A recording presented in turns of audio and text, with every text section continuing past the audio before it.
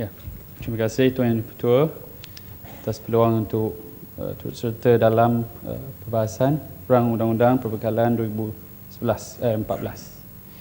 Izinkan saya bermula dengan memetik falsafah pendidikan kebangsaan sebagai pedoman utama ucapan saya pada hari ini, yang berbunyi, pendidikan di Malaysia adalah satu usaha berterusan ke arah memperkembangkan lagi potensi individu secara menyeluruh dan bersepadu untuk mewujudkan insan yang seimbang dan harmonis dari segi intelek, rohani, emosi dan jasmani.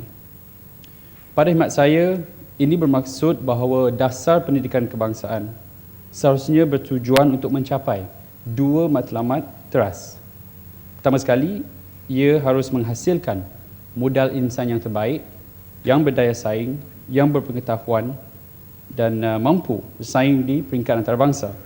Kedua, untuk memastikan tiada anak Malaysia yang tercicir atau ketinggalan dari segi peluang pendidikan selari dengan Millennium Development Goals, pertubuhan bangsa-bangsa bersatu.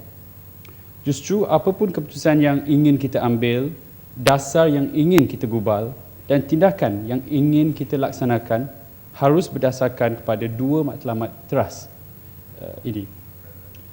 Tuan Yang Dipertua, saban tahun kerajaan memperuntukkan sekitar 20% belanjawan persekutuan untuk tujuan pendidikan.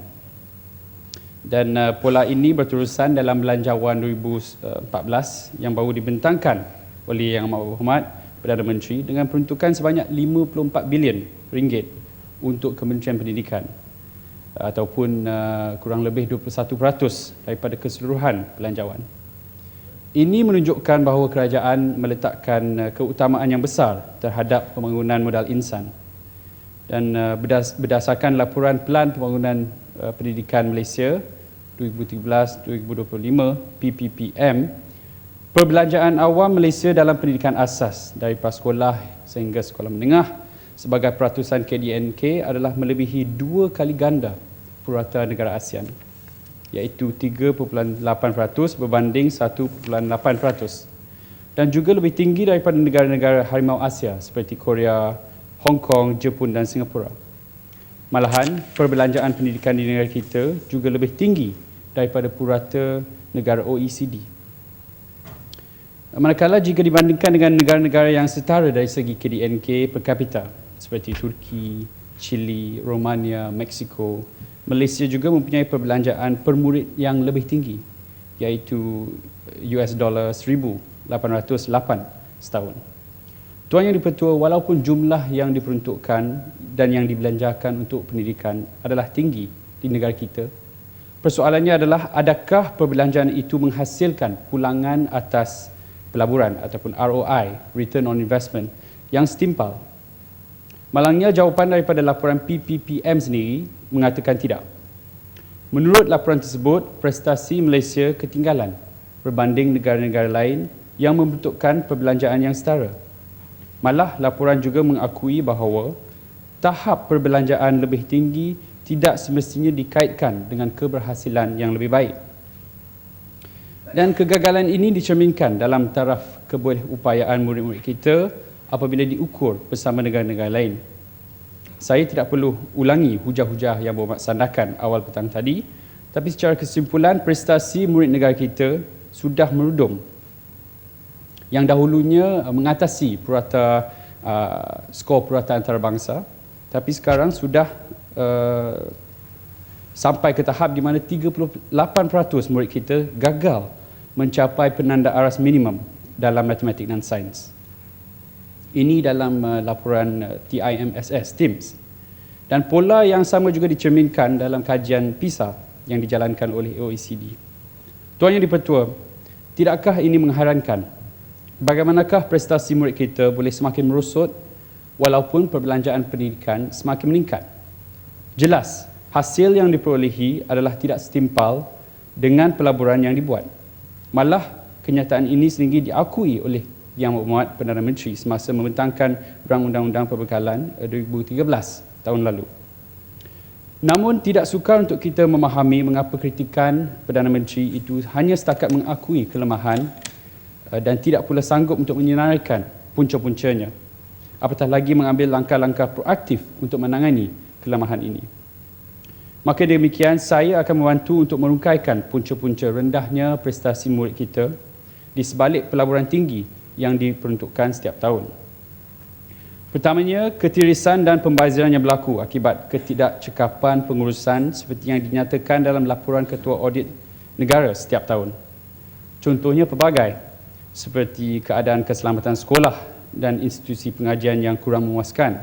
Walaupun RM2 bilion dibelanjakan, laporan Ketua Audit Negara 2012 telah mendapati bahawa terdapat kepincangan dalam pemantauan di pintu masuk dan keluar sekolah, pengawal yang tidak mencukupi atau tidak menepati aspek kesihatan, serta kontrak keselamatan yang diluluskan oleh kementerian tanpa mengikuti prosedur yang ditetapkan, serta pembayaran kepada kontraktor yang tidak menunaikan tugas mereka.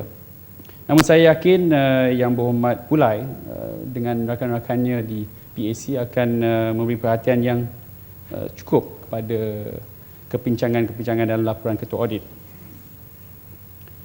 Yang keduanya, Tuan Ketua, tiada kajian yang menyeluruh sebelum sesuatu dasar dilaksanakan, khususnya dalam soal pendidikan ini.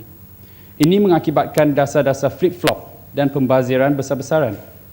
Ingatkah lagi kita kepada dasar PPSMI yang bukan sahaja gagal meningkatkan penguasaan bahasa Inggeris murid, malahan juga menyebabkan pencapaian sains dan matematik merosot berdasarkan penilaian antarabangsa. Tambahan pula, PPSMI telah menelan belanja sebanyak RM3.2 bilion, di mana 2/3 daripada kos tersebut telah digunakan untuk pemerolehan, perkakasan dan perisian bagi program tersebut. Apakah sudah terjadi dengan peralatan komputer berjumlah RM2 bilion itu, memandangkan dasar PPSMI sudah pun ditamatkan? Dan kini kita mendengar kerajaan ingin melaksanakan projek besar-besaran Satu Bestari Net yang akan melibatkan pemasangan jalur lebar berkelajuan tinggi di kesemua 10,000 sekolah di Malaysia. Tujuan pemasangan internet ini adalah untuk membolehkan pelaksanaan Virtual Learning Environment, VLE, ataupun pelantar pembelajaran maya yang menyediakan akses kepada kelas maya, mata pelajaran maya, kerja sekolah dan sumber-sumber lain atas talian. Dan pendekatan pembelajaran maya ini kononnya akan meningkatkan prestasi pendidikan murid kita. Sebagaimana kita nak mencontohi negara-negara seperti United Kingdom, Korea, New Zealand dan sebagainya. Namun kita harus sedar bahawa sistem pendidikan di negara-negara tersebut sudah berada di tahap yang matang, di mana pembelajaran maya melalui VLE ini merupakan satu langkah yang lazim ataupun natural progression, manakala sistem pendidikan di negara kita masih lagi jauh ke terbelakang. Pun begitu, saya merujuk kepada laporan daripada Office for Standards in Education, Children's Services and Skills, Ofsted, iaitu sebuah badan pemantau pendidikan di United Kingdom, yang mendapati bahawa teknologi ini tidak semestinya menghasilkan perkembangan murid yang memberangsangkan. Sebaliknya, kejayaan VLE sangat bergantung kepada sikap dan kemahiran guru yang mengendalikannya. Oleh itu, kita berbalik kepada persoalan kebolehupayaan guru kita. Mampukah guru dan murid kita memanfaatkan penuh sistem yang canggih lagi mahal ini? Memandangkan dasar PPSMI yang telah gagal kerana guru kita tidak mempunyai asas penguasaan bahasa Inggeris yang kukuh, apakah jaminan kerajaan bahawa tragedi PPSMI tidak akan berulang lagi? Dan tambahan pula, semasa pilihan raya umum ke-13, Menteri Pendidikan dari Paguh telah berjanji untuk membekalkan setiap murid di Malaysia dengan satu komputer riba menjelang tahun depan.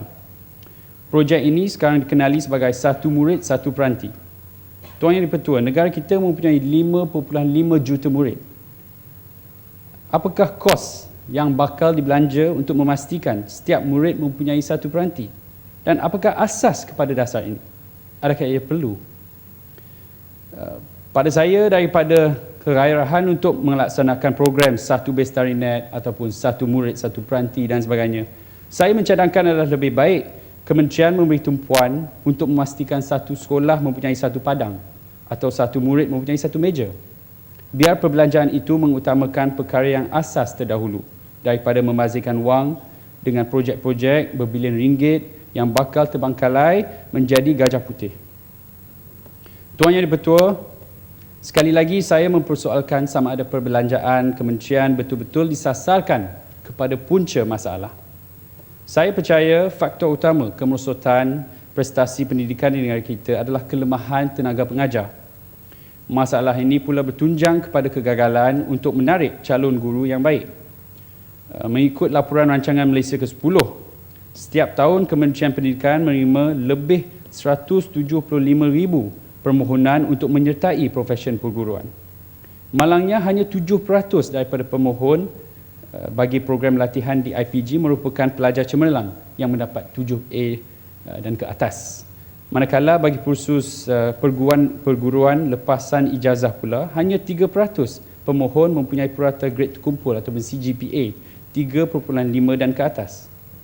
Justru sasaran yang dinyatakan oleh Yang Berhormat Menteri Pendidikan kedua untuk menetapkan keputusan 7A sebagai syarat minima permohonan program perguruan di Semenanjung Malaysia adalah sangat tidak realistik. Pokoknya kita harus memahami masalah ini dengan lebih mendalam. Berdasarkan laporan RMK 10, jelas profesyen perguruan bukanlah pilihan calon cemerlang. Persoalannya, mengapa? Dan sudahkah kementerian melakukan kajian berkenaan kegagalan untuk menarik pelajar cemerlang? Jika ya, apakah hasil kajian tersebut? Adakah profesyen perguruan ini bukan menjadi pilihan kerana profesionalisme institusi pendidikan negara kita sudah pun diabaikan dan menjadi mangsa percaturan politik apabila dasar pendidikan tampaknya digubal atas pertimbangan politik semata-mata? Tuan Yang Di-Pertua, saya juga ingin menyentuh sedikit mengenai sektor pengajian tinggi di negara kita. Dalam ucapan Jumaat lalu, Perdana Menteri telah menyatakan bahawa kerajaan akan memberi fokus memperkasakan institut pengajian tinggi ke arah melahirkan graduan yang berkualiti dan memenuhi permintaan pasaran kerja. Namun begitu, usaha paling asas dalam hal ini nampaknya tidak mahu dilaksanakan oleh kerajaan. Sebaliknya, kerajaan memilih jalan sukar serta membebankan dari segi kewangan dan birokrasi dengan memusatkan segala pentadbiran, termasuk pemilihan Naib Chancellor di Putrajaya. Pemusatan kuasa ini sudah tentu tidak akan menggalakkan pembangunan universiti yang sihat.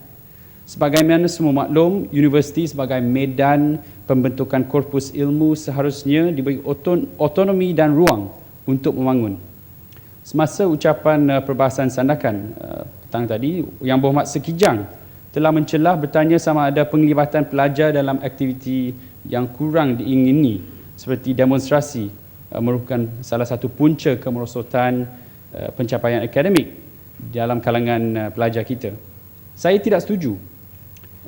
Kalau kita berbalik kepada zaman dahulu, zaman 60-an, di mana pada masa itu tidak ada kekangan akademia, tidak ada AUKU, dan di mana demonstrasi itu menjadi merupakan kelumrahan kehidupan mahasiswa, kita melihat ramai pelajar yang cemerlang dapat dihasilkan, termasuk pematang pauh yang bakal menjadi Perdana Menteri ke-7 negara kita.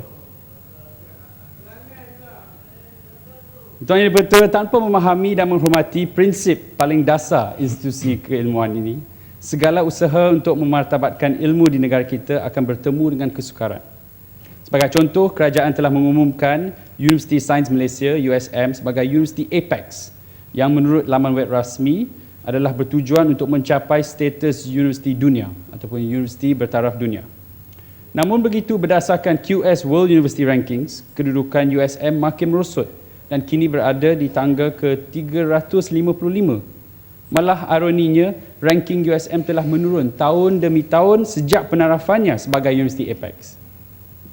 Isu ini pernah saya bangkitkan dalam Dewan Yang Mulia ini, tapi jawapan yang saya terima menyatakan bahawa ranking sama ada QS ataupun Times Higher Education bukanlah indikator yang diguna pakai oleh USM.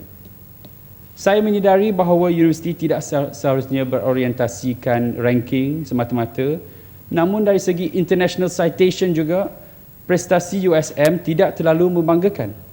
Lalu apakah indikator sebenar universiti bertaraf dunia mengikut pandangan kementerian?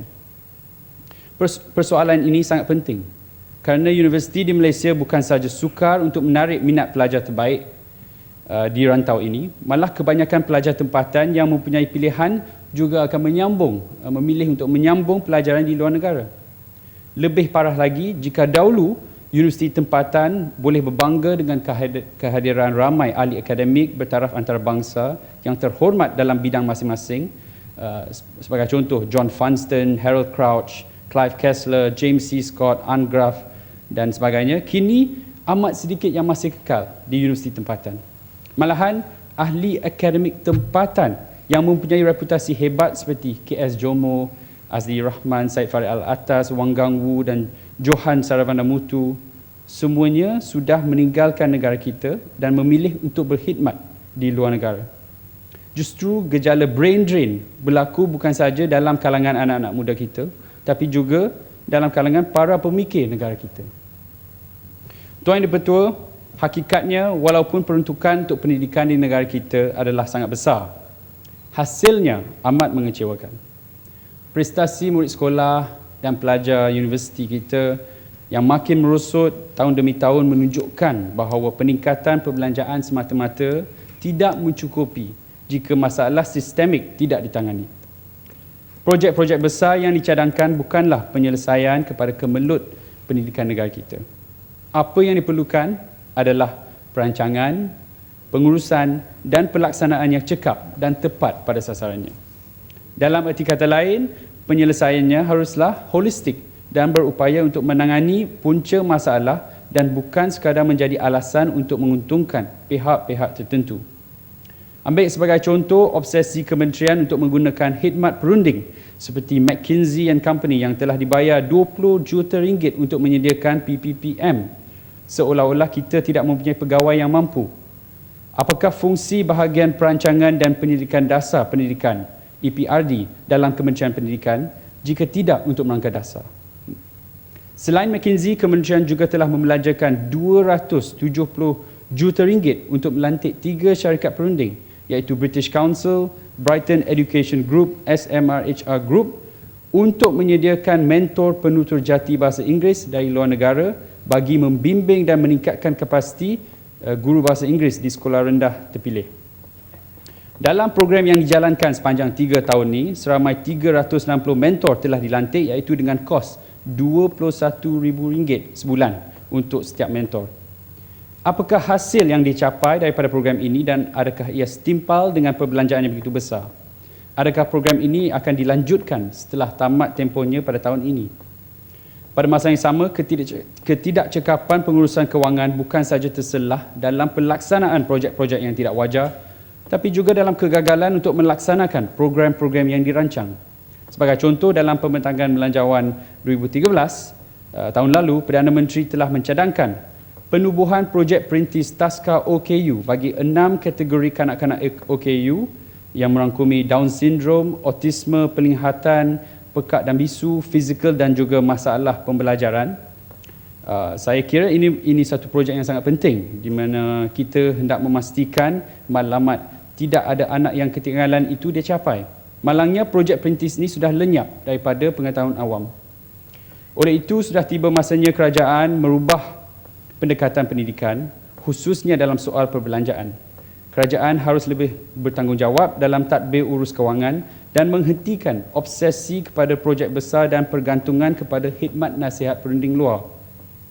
Sebaliknya, kerajaan harus menumpukan perhatian kepada perkara pokok dan menangani punca dan bukan sekadar mengubati masalah yang timbul.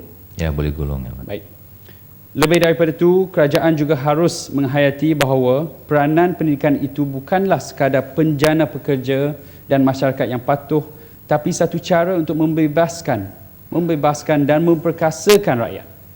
Bab kata pendidik terulung Paulo Freire dalam bukunya Pedagogy of the Oppressed dengan izin, education either functions as an instrument which is used to facilitate integration of the younger generation into the logic of the present system and bring about conformity, or it becomes the practice of freedom, the means by which men and women deal critically and creatively with reality and discover how to participate in the transformation of their world. Dengan itu, sekian, terima kasih.